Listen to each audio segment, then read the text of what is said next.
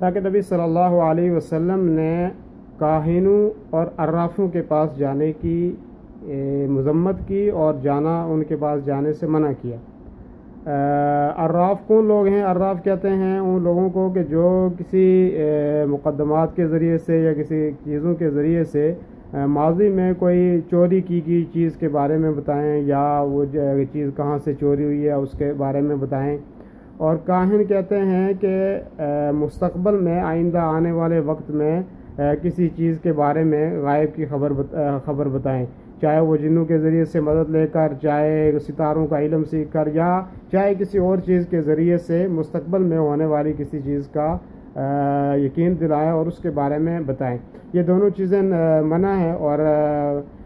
شیخ الاسلام ابن تیمیہ رحمہ اللہ فرماتے ہیں کہ کاہن اور راف یعنی دونوں کا مطلب ایک ہی ہے، یعنی غائب کی خبریں بتانے والے۔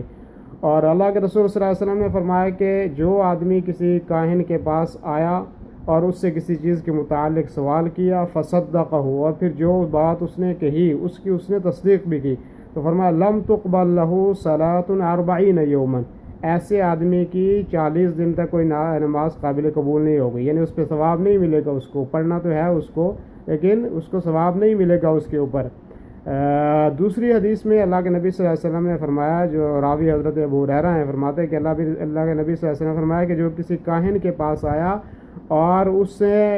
نے اس بات کی تصدیق کی جو اس نے کہی، تو فرمایا فقد کفر بما انزل علی محمد صلی اللہ علیہ وسلم، تو اس نے محمد صلی اللہ علیہ وسلم پر جو چیز نازل